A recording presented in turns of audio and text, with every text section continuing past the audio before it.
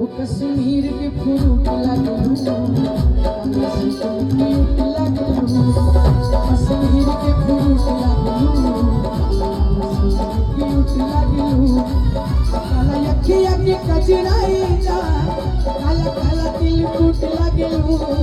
काला अखिया के कजराई जा, काला काला दिल टूट लागलू।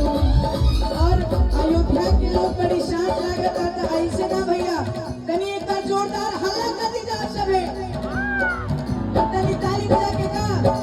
ओ कश्मीर के फ्रूट लागलू,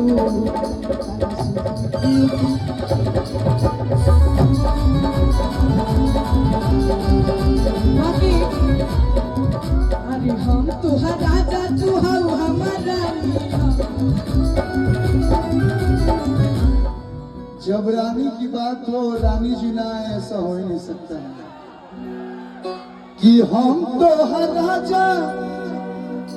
रानी जी को रानी जी वाला ट्रीटमेंट चाहिए, देन रानी जी आएगी। प्लीज मैम कम कम कम कम।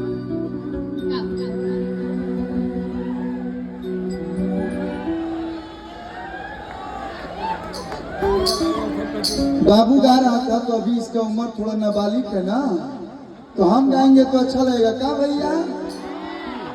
कि हम तो हर राजा तू हम